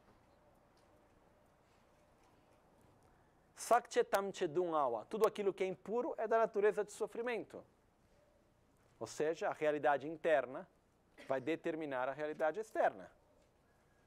Enquanto eu viver com raiva, inveja, ódio, rancor, etc, etc, etc, eu vou sofrer. E não existe um mundo perfeito com seres imperfeitos. Ok? Terceiro selo. Todos os fenômenos são vazios e tem a falta de uma identidade, de uma existência própria intrínseca. Okay? Tudo é interdependente. A realidade é assim como ela é. Qual que é a única verdade absoluta? Que a verdade absoluta não existe. Que tudo é relativo. Okay? Qual que é a única realidade objetiva? Que tudo é subjetivo. Okay? Parece piada, mas é assim. Quarto selo, nós somos interdependentes. E por isso podemos ir além do sofrimento e encontrar a paz. É possível, cada um de nós, se entrarmos numa interdependência positiva, sair do sofrimento. A única razão pela qual Buda Shakyamuni deu os ensinamentos que deu, a única razão pela qual todos os mestres que vieram depois dele foram transmitindo esses ensinamentos e que eles chegaram até nós hoje, a única razão disso é porque desde Buda até todos os mestres que chegaram até nós hoje acreditaram no nosso potencial de colocá-los em prática e eliminar o nosso sofrimento e ajudar os outros a fazer o mesmo. A gente pode não acreditar no nosso potencial, mas alguém que tem a sabedoria de ver a nossa interdependência acredita. Porque quando a gente fala sobre qual é o seu potencial de iluminação, não é que uma pessoa, eu tenho mais potencial, ele tem menos potencial. Eu tenho... O potencial é o mesmo, qual que é a interdependência? Não tem um ser mais interdependente e outro menos interdependente. Então, qual que é o potencial da iluminação? A interdependência de nós mesmos. É por isso que podemos eliminar a ignorância, é por isso que podemos desenvolver mais amor e assim por diante. Isso é algo maravilhoso, porque não só, para mim, é bem realista, é algo que a gente pode sentir, a gente pode compreender, mas nos mostra que tem uma possibilidade real. Eu gostaria de concluir com algo que normalmente tem que ser dito no começo. Tá? Mas eu não vou entrar em muitos detalhes, porque senão vai ficar comprido demais. Alguém pode só ter uma referência de horário para mim, porque senão... Tá. Normalmente, quando a gente começa a escutar ensinamentos de Dharma, se diz, escutem esses ensinamentos, abandonando os 3 recipientes defeituosos e gerando as 6 corretas consciências. Okay? Queria explicar um pouquinho sobre as 6 corretas consciências, rapidamente, que agora vai ser fácil de entender depois de tudo aquilo que a gente disse. Mas sempre que a gente escutar o Dharma, sempre que a gente ler um livro, refletir a relação que a gente cria com o Dharma, ela deve ser feita através de 6 discernimentos, ou 6 consciências, Dushe Druk. Dushe é discernimento, Druk é 6. O primeiro é ver a si mesmo como o paciente que está doente. Okay? Segundo, ver o mestre como médico. Terceiro, ver o Dharma como remédio. Quarto, ver reconhecer, que a ordem agora um pouquinho de... Quarto, reconhecer, ver o nosso próprio potencial de cura, acreditar que eu posso me curar. Quinto, reconhecer que o processo de cura ocorre tomando remédio. Sexto, o processo de cura é longo e gradual. Eu sou o paciente, qual é a minha doença? Egoísmo e ignorância. E de consequências tem umas outras coisinhas que vêm junto, que é raiva, inveja, ciúmes, etc. Eu vou ao mestre, que eu vou ao Buda, eu vou ao mestre, por quê? Porque eu quero me curar da minha doença, não porque ele é legal. É claro isso? Porque eu posso ir num mestre, eu posso ir atrás de uma pessoa, nossa, como ele é legal, simpático, que bom. Mas aí o que ele vai ser? Um amigo. E está tudo bem. É como, digamos que eu tenho uma doença e eu tenho uma pessoa que é um amigo e ele é um ótimo médico. Só que eu nunca tomo o remédio que ele dá, porque para mim eu não vou ver ele porque eu quero me curar da doença. Eu vou ver ele porque ele é uma pessoa legal. Então quando eu estou junto com ele eu sinto uma coisa gostosa, eu me sinto bem, é bom estar junto com uma pessoa que tem mais sabedoria, que é legal, nossa, como é bom estar perto dele. De vez em quando eu vou lá dizer que eu estou um pouquinho doente, que é um pretexto para estar perto. Alguma coisa, aquilo é bom, tal, aí ele vai me dar a prescrição do remédio, eu gosto tanto dele, adoro lembrar dele, então eu pego a prescrição, coloco uma numa moldura bonitinha, levo no meu quarto, tenho todas as prescrições guardadas, porque eu lembro dele, como eu gosto dele. É um amigo, tá ótimo. Mas é diferente do que ir ao médico. Quando eu vou ao médico, por que eu vou no médico? Porque eu estou doente e quero me curar da minha doença. Então, a primeira atitude diante do Dharma qual é? Eu quero me curar do meu egoísmo, da minha ignorância, da minha raiva, inveja, ciúmes, etc. Eu quero sair do ciclo de sofrimento. Por mim, no começo, e depois a gente entende um pouquinho mais, depois que a gente entende um pouco mais pelos outros. Porque, na verdade, vem do sofrimento que está à minha volta, eu vejo que a única coisa que verdadeiramente eu posso fazer para ajudar todos é desenvolver a minha própria sabedoria, porque podendo unicamente interagir com os outros, eu tenho que saber interagir melhor. Por isso eu tenho que sair do sofrimento antes para poder ajudar os outros a sair também. Essa é a razão pela qual eu vou atrás dos ensinamentos. Eu vou procurar o Buda, que é representado pelo Guru, pelo Mestre. Então, eu sou o paciente, o Mestre é como médico, o Dharma é como remédio. É tomando o remédio que a gente cura. Não é lendo a prescrição. Ok? Shantideva, no Bodhisattva Charyavatara, diz: receber ensinamentos e não colocá-los em prática é como ir ao médico e apenas ler a prescrição. Então sentando, colocando a bunda na almofada, respirando, meditando, refletindo, aplicando no nosso dia a dia que a gente vai pegar e usar o remédio. O médico não cura a doença. A prescrição bem usada e seguida, sim. Ok? Qual que é uma das frustrações de vários médicos? O paciente vem, aí vai lá, faz a prescrição bonitinha, tá, não sei o quê. Aí depois vai lá, eu não sei, qual que é o percentual dos pacientes que tomam o remédio até o fim?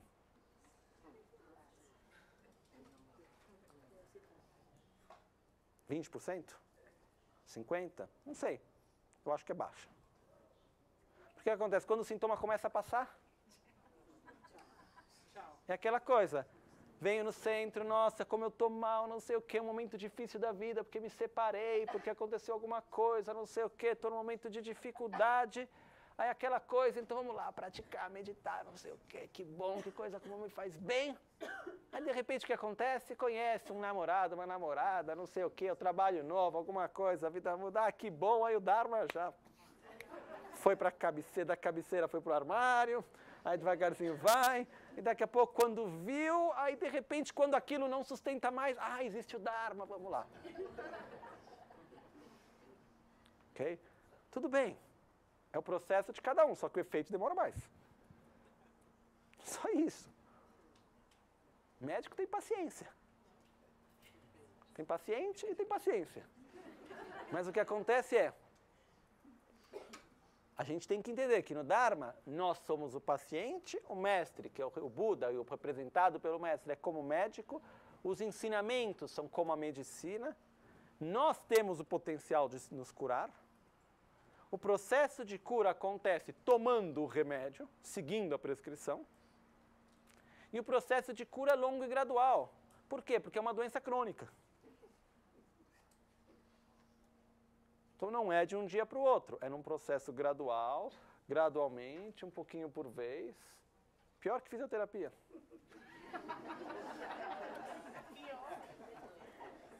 Então o que acontece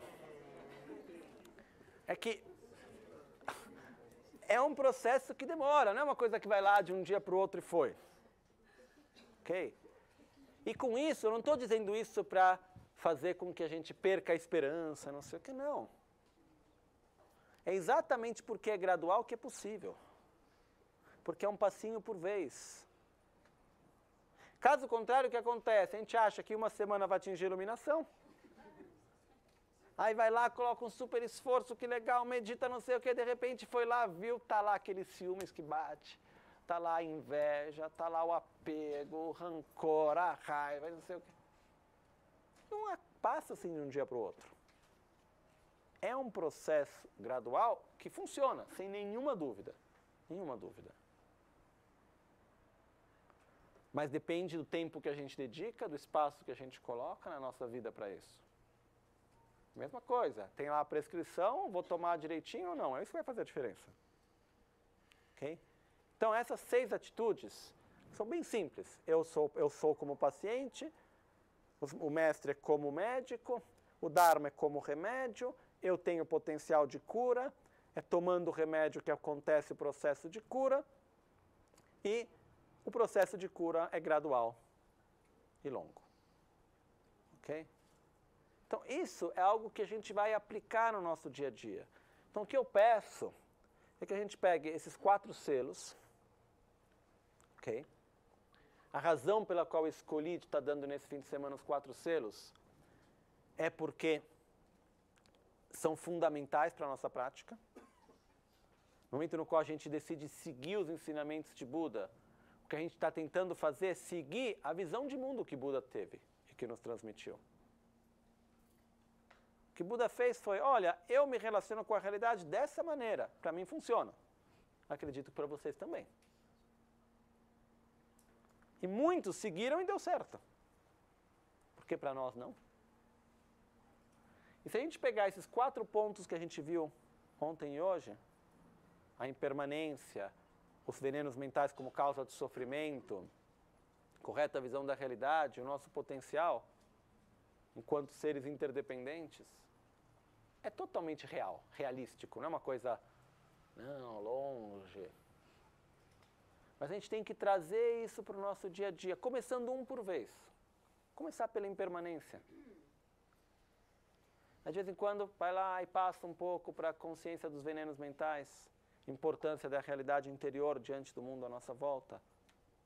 Aí depois disso a gente vai lá, aí a gente passa para o fato de meditar sobre a correta visão da realidade, a interdependência que existe entre tudo, que está diretamente conectado com a impermanência. Se a gente meditar bem sobre a impermanência, a gente tem uma facilidade muito maior depois para entender a correta visão da realidade. Depois a gente para refletir um pouco sobre o nosso potencial. É possível. Acreditar em nós mesmos é fundamental. Ok? Quando se diz é um processo gradual e longo, a iluminação é um trabalho, é um full-time job, uma coisa, trabalho integral, a tempo, a longo prazo. Curto prazo é alguns anos, médio prazo até o fim dessa vida, longo prazo para as próximas. Mas tem uma coisa que eu vi em alguns casos que eu acho que, para mim, pelo menos, me dá um certo, como se diz a palavra em português agora, alívio. Eu observo em mim mesmo.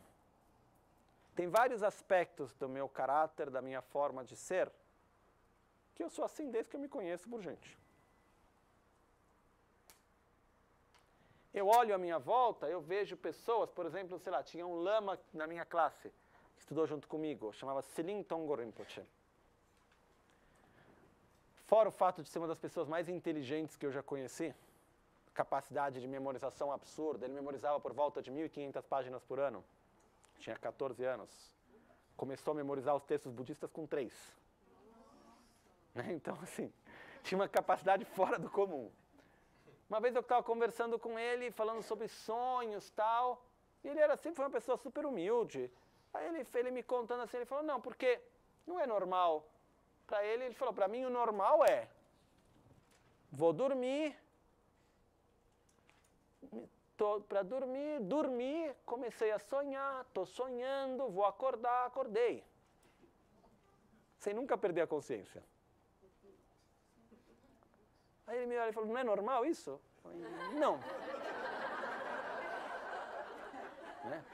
E é, na verdade, o sinal de uma altíssima realização. Quando a gente vai lá, ele nunca tinha estudado isso. Então eu expliquei para ele, existem certos textos, ele tinha alguns anos mais novo que eu, tinha alguns certos textos que mostram que quando a gente tem um certo tipo de realização, a gente mantém a consciência sempre, durante o sono, durante o sonho, durante o despertar e assim por diante, que é a principal preparação para manter a consciência no processo da morte, do bardo e do renascimento. Ele sempre teve isso naturalmente. Né? Mas o que acontece é que eu acredito profundamente, eu tenho muito mais razões para acreditar nisso do que no contrário, que a gente leva as nossas qualidades de vida em vida. Então, o processo que a gente tiver de cura nessa vida, a gente vai levar para a próxima. A preocupação é, na próxima vida, ter as condições para continuar esse processo. Que não são tão óbvias assim como a gente tem hoje. Então vamos aproveitar o melhor que a gente pode.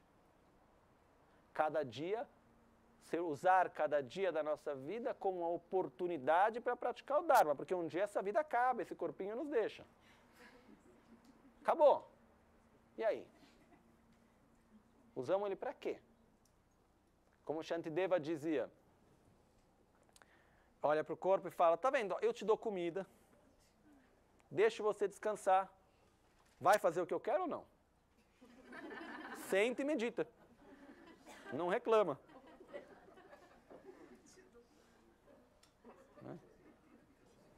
Fala, né? O que Shantideva coloca não é que a gente tem que ser escravo do corpo, é o contrário. O corpo tem que funcionar para o nosso objetivo e não o contrário. A gente passa a vida em função do corpo. O corpo tem que existir em função do nosso objetivo, da nossa vida, não o contrário. Então eu vou lá, eu cuido do corpo, eu dou comida direitinho para ele, deixo ele descansar, faço tudo, mas agora o corpo vai fazer o que eu quero. Senta, medita, ajuda outra pessoa, faz o que for, não reclama. Então, é a mudança de visão. O que eu quero dizer é usar esta vida da melhor maneira possível, porque a oportunidade que a gente tem é única. E uma coisa que Lama Ganchen nos trouxe com muita clareza, e não foram tantos os mestres, vários, mas não muitos os mestres do budismo tibetano que eu conheci que tiveram isso, que foi de acreditar verdadeiramente no ocidental como pessoas capazes de praticar o Dharma de forma verdadeira. Muitas vezes acha, não, isso é uma coisa para o oriental, para o tibetano, não, você acha que não vai conseguir nada ocidental. É meio, muitas vezes é levado uma coisa assim, meio, sabe, café com leite. Mas não é assim. Isso tem mudado nos últimos anos.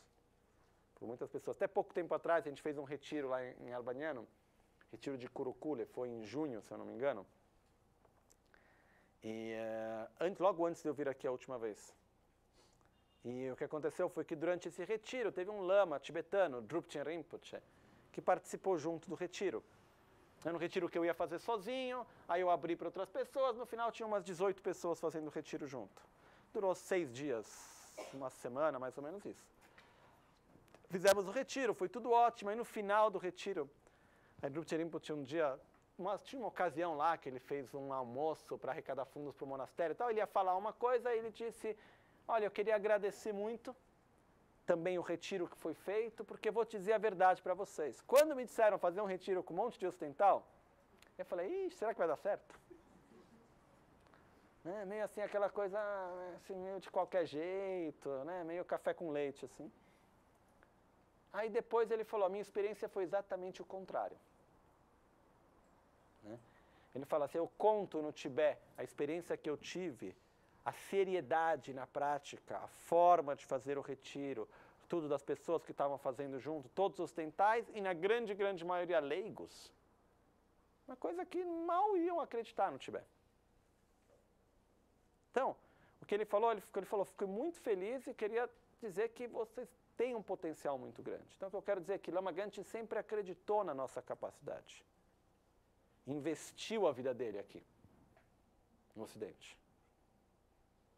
Porque por ele mesmo, ele tem milhares e milhares de pessoas que gostariam de ter ele como mestre ensinando.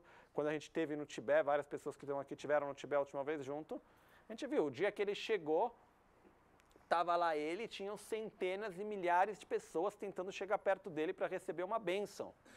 A gente tinha que fazer assim, como chama isso? Cordão humano, segurando para deixar que as pessoas, para ele não cair, eram assim, as pessoas empurravam e eram milhares e milhares de pessoas. A gente fez as contas, em 6 dias ele abençoou algo como 80 mil pessoas. Não é que ele está no Ocidente porque não tem para onde ir.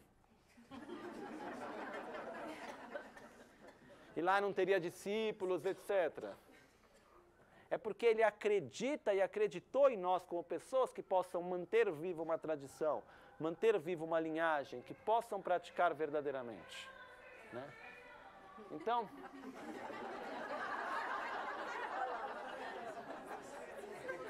o que acontece é o fato que Buda acreditou em nós porque nos deu os ensinamentos.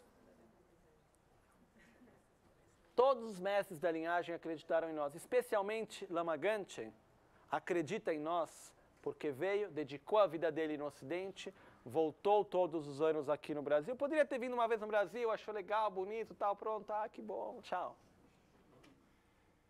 Toda a energia que foi colocada e que ainda é colocada.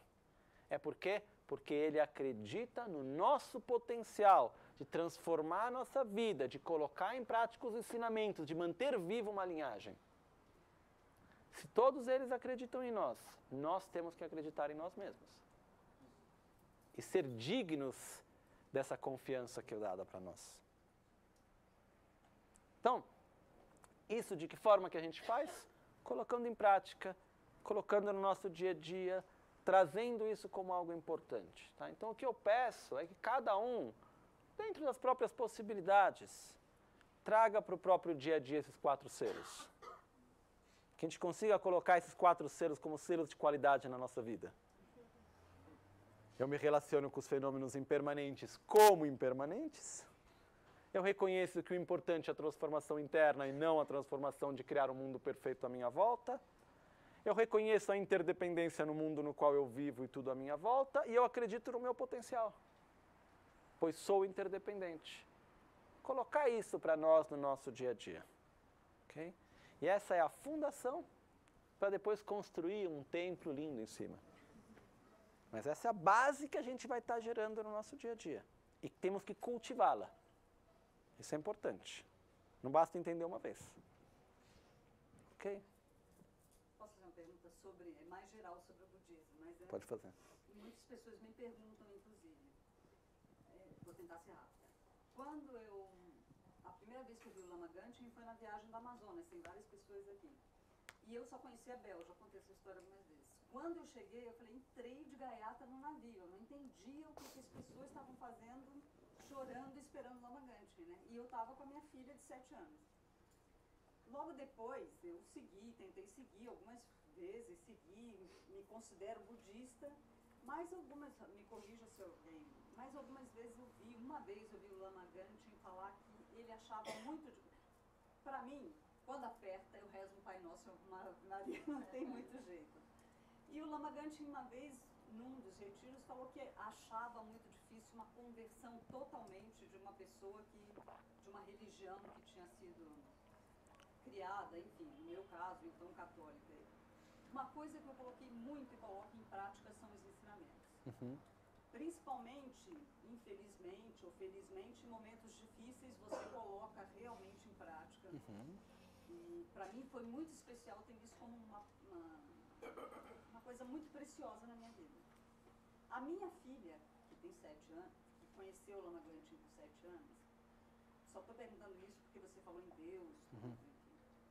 Ela se diz agnóstica, ela não acredita em absolutamente nada.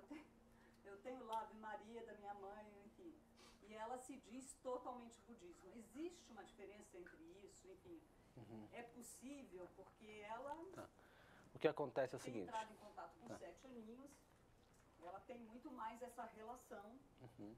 E as duas, obviamente, a gente tem isso, como eu lembro muito bem, naquele primeiro retiro, que tem algumas pessoas aqui, e o Lama Gangchen falou claramente, eu tenho muito orgulho disso, que a educação informal era tão importante como a educação formal. Claro. Então, isso para mim é um maior orgulho com relação a Maria, mas os ensinamentos é muito claro para mim. Tá. E tem muito a ver com o caráter dela e até meu, né? Sim, mas tem essa diferença muito grande entre ela e eu. O que acontece é o seguinte. Não, tudo ótimo. O que acontece é o seguinte. Primeira coisa, nós temos uma influência muito grande pela cultura na qual a gente cresce, a educação que a gente recebe. Isso é normal, né? Algumas pessoas vão ter uma conexão maior. Por exemplo, eu conheço várias pessoas que se tornaram cristãos praticantes depois de ter conhecido o budismo. Que antes eram, por educação, católicos, cristãos, mas que, na verdade, não faltava uma conexão, não entendia muita coisa. Depois, através do budismo, acabou reencontrando a própria fé de origem. Eu conheço várias pessoas assim. E está ótimo. Não tem problema nenhum. A última coisa que a gente quer é que todo mundo seja budista.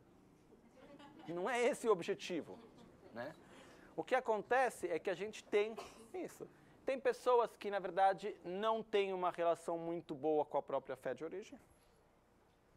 Tem pessoas que, na verdade, não têm uma fé de origem, têm apenas uma educação em alguma coisa lá, mas que nunca foi algo espiritualmente, efetivamente. Nunca foi um caminho espiritual que foi dado. E tem vários casos disso. Eu acredito que a gente não precisa negar e se opor, muito menos, à educação que a gente recebeu, a coisas que a gente tem. O que é importante, a gente tem que viver diante daquilo que para nós é coerente e nos traz benefício. E é claro que se a gente pega você que veio de uma certa educação e a Maria que veio de outra educação, é normal que tenham duas visões diferentes. Super normal. Mas eu acredito que é possível a gente, aqui no Ocidente, diante da educação que a gente tem, ser budista efetivamente. Eu acredito que isso é possível. O que eu já vi o Rinpoche dizer em outras ocasiões, eu vi o Dalai Lama dizer isso várias vezes, etc., que a gente não precisa e não deve ir contra ou abandonar as nossas raízes. Em momento nenhum. Aí tem que ver para cada um qual é a profundidade de cada raiz. Tem alguns que têm raízes bem profundas, ótimo. Tem outros que não têm raiz direito. Então, isso vai depender para cada pessoa. E não tem nada de errado dentro disso. A única coisa que acontece algumas vezes é que no decorrer do tempo, quando a gente começa a criar raízes, por exemplo, dentro do budismo, vão ter coisas que talvez não vão ser muito coerentes. Faz muito sentido. Várias coisas não. Aí o que acontece? Aí a gente vai ter que aprender a lidar de outra maneira. Tem uma pessoa que lá na Itália, por exemplo, que é um médico, uma pessoa que tem uma grande estima. Ele é um praticante budista e ao mesmo tempo ele é super cristão. Vai lá, faz os retiros, tipo, faz, é uma pessoa super dedicada, uma pessoa incrível. E ele vive isso com uma total coerência e harmonia sem problema nenhum. Então, isso vai depender da forma como a gente vai viver isso também. Mas eu acho que é possível a gente ir lá e ser budista dentro. Eu acho que isso é possível. Eu não vejo nenhum problema dentro disso. Mesmo porque eu vejo que a nossa cultura judaico-cristã, na qual nós vemos, a maioria de nós, muitas vezes acaba chegando num nível mais cultural do que espiritual para muitas pessoas. Então, isso, quando a gente sente a falta de algo espiritual, muitas vezes a gente vai buscar onde a gente encontra. É isso que eu acho que acaba acontecendo também. Será que a gente não confunde? Porque talvez você falou da prece, a gente vem de cristão pedir. E o budista, ele sabe que tem que criar condição. Então é muito mais difícil. Claro. Não, o que acontece, o que eu acho que acontece, assim, concluindo... O que acontece é, existe não só o cristão, na verdade, se a gente olha no tibetano, tá? O tibetano não tem nenhuma influência de religiões monoteístas, ok? Quando aperta, pede. Ok? Tá lá, vai lá fazer as 21 taras, vai lá fazer a reza, pedir, ó tara, me ajude, não sei o que. Tem isso também. O que a gente pede? Por favor, me dê as bênçãos para que as condições surjam, para que a coisa aconteça, etc, etc. A forma de pedir talvez é um pouco diferente, mas está lá. Mas só um ponto para concluir isso. É importante a gente lembrar e ter consciência de qualquer forma que a nossa visão de mundo é influenciada pelas religiões monoteístas. Em vários aspectos. Dependendo... Pode ser para algumas pessoas mais, para outras pessoas menos. Depende da educação que a gente recebeu, o contexto no qual a gente viveu e vive. Mas a gente é influenciado pelas religiões monoteístas. A gente é influenciado pela visão materialista, né, mecanicista. A gente é influenciado por uma visão capitalista, que influencia a nossa forma de ver o mundo e a realidade. Então, o que acontece é que é normal, e com o decorrer do tempo a gente pode transcender isso, mas quando a gente ouve os ensinamentos budistas pelas primeiras vezes, a gente vai ouvir com qual visão e com qual escuta? Do nosso próprio background, da nossa própria base. Isso é normal. Então, tem vezes que depois de 15, 20 anos, a gente vai entender aquilo que a gente escutou lá no começo com uma visão diferente. E é assim mesmo. Porque isso faz parte do processo. Você não vai com aquela pedir, porque você sabe que não funciona. Que não funciona, mas não vai funcionar. Então, muda a forma de você agir. Okay? Os dois, um para pedir, outro. Mas o que acontece é, nós temos uma influência, mas podemos praticar. Okay? O que acontece dentro disso, se a gente olha na história de qualquer cultura, todas as religiões têm um momento no qual aquilo é novo, é mais vivo. Uma vez eu fui falar numa igreja em Milão. Fui convidado pelo padre lá perto do teu centro para falar lá para as pessoas lá da igreja dele. Aí quando terminou, a gente estava conversando, eles pediram para eu falar sobre a prece no budismo. Eu falei tal, foi muito legal. Aí quando terminou, conversando com ele, eu disse uma coisa que ele gostou, ele disse sim. Eu falei, eu acredito que existem muitos dogmas na tradição cristã que originalmente não eram dogmas. Porém, do momento no qual a tradição teve que se abrir para o grande público, e tem coisas que ou você vai lá e diz é assim e não se discute, ou senão você vai ter que explicar tudo. Muitas vezes a pessoa não tem a base para poder entender. Eu falei, tem muitas coisas que eu acho que vocês são apresentados como dogmas, mas que originalmente não são dogmas. Ele disse, com certeza. Né? A diferença qual é para nós hoje? O budismo é novo. A gente se pergunta o porquê de cada coisa. E é certo fazer isso, é precioso fazer isso. Nós vivemos hoje um momento do budismo único e precioso. É muito diferente a gente seguir uma tradição como o budismo, contestando cada aspecto, querendo entender cada coisa, não levando por óbvio aquilo que a gente recebe, do que uma tradição que aquilo já é assim porque é assim. Tem muitas coisas, por exemplo, que eu expliquei aqui esses 2 dias, que muitos tibetanos vão passar uma vida sem nunca nem querer entender. Tudo é impermanente, acabou, nem se discute. Por quê, como, não sei. Então, é importante a gente ter, é precioso esse momento que a gente vive dentro disso. Ok? Mas agora vamos fazer as dedicações finais. E nós vamos ter, então, depois de amanhã, temos a despedida. Tá. Não, terça-feira. Terça-feira a gente vai ter primeiro a cerimônia do Guru Puja, às 5h30. E depois, continuando, vai ter a despedida.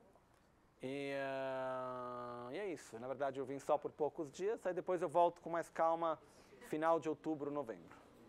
Ok?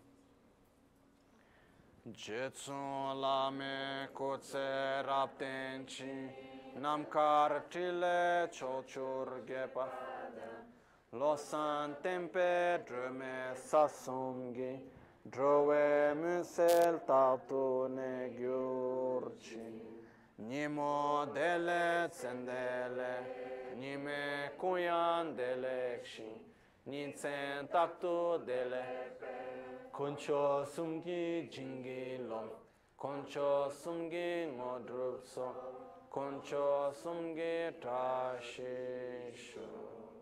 De sol a sol, à noite ou ao meio-dia, possam as 3 joias conceder-nos suas bênçãos. Possam as 3 joias ajudar-nos a alcançar todas as realizações. Possam as 3 joias espalhar muitos sinais auspiciosos no caminho de nossas vidas. Muito obrigado a todos.